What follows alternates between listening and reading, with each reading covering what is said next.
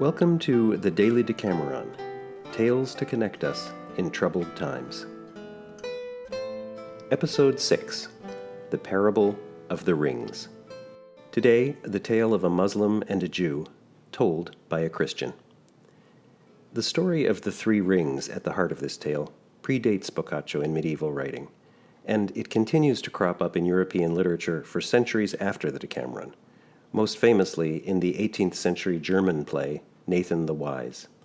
But what's striking about Boccaccio's framing of the parable is that he takes both its narrator, a Jewish moneylender named Melkizedek, and his antagonist, the Sultan Saladin, on a journey of redemption.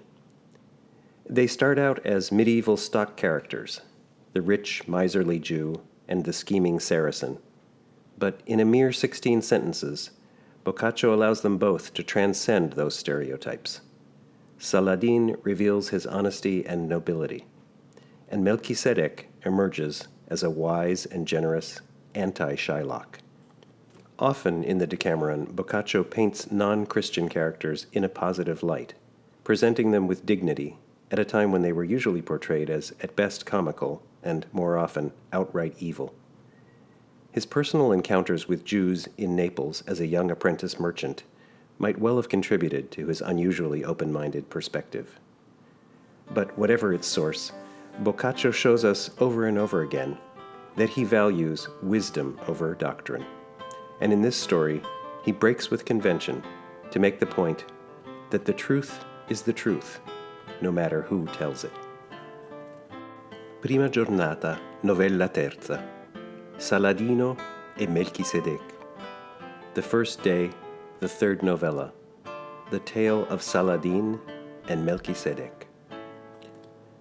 Saladin, the Sultan of Babylonia, spent the whole of his fortune fighting many wars and displaying his grandiose magnificence, to such an extent that, in time, he found himself in serious financial trouble. Thinking about how he could get his hands on a lot of money in a short time, he recalled hearing about a wealthy Jew named Melkizedek who loaned money at usurious rates in Alexandria, and whose vast wealth would surely be sufficient for Saladin's needs, if only he could persuade him to part with it. For he had heard that this Melkizedek was a notorious miser who would never agree to help a sultan of his own free will. And so Saladin hatched a plan to use force, cloaked in the guise of reason. He summoned Melkizedek to his palace, and, welcoming him warmly, invited him to sit beside him.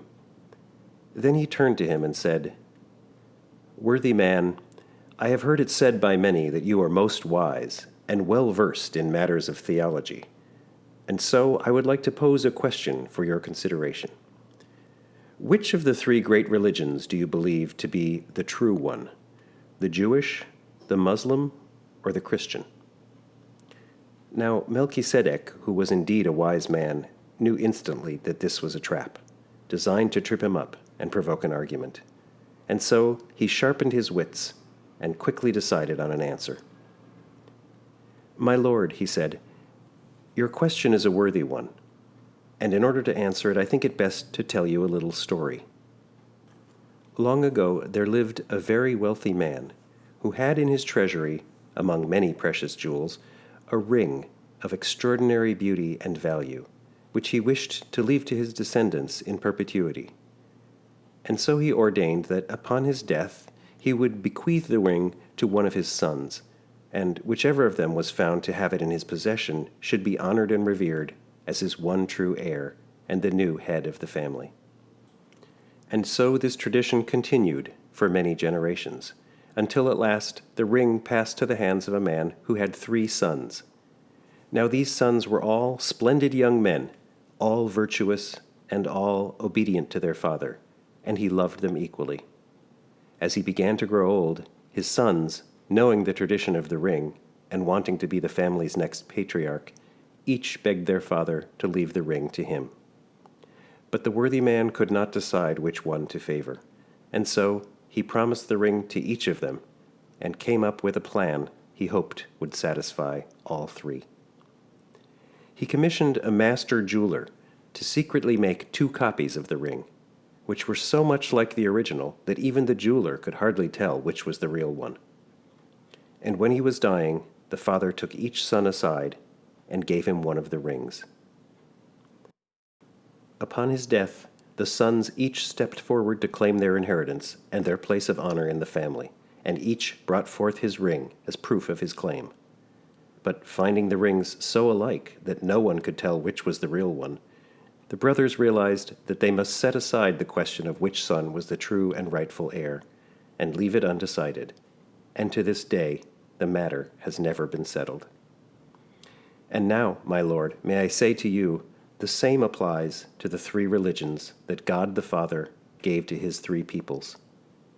Each believes itself to be the true heir to his estate, to possess the true law, and to obey its true commandments. But just as with the rings, the matter of which of them is right must remain undecided. Saladin understood at once how ingeniously Melkizedek had avoided the trap he had set for him, and so he decided to make a clean breast of his needs and see if Melkizedek might be willing to help him. And this he did, admitting to the moneylender what he had intended to do to him had he not answered him so wisely. When he heard this, Melkizedek was moved to willingly give Saladin as much money as he required. The Sultan later paid him back in full, and indeed, more than merely repaying him, he showered him with lavish gifts, became his lifelong friend, and gave him a place of importance and honor in his court for the rest of his days.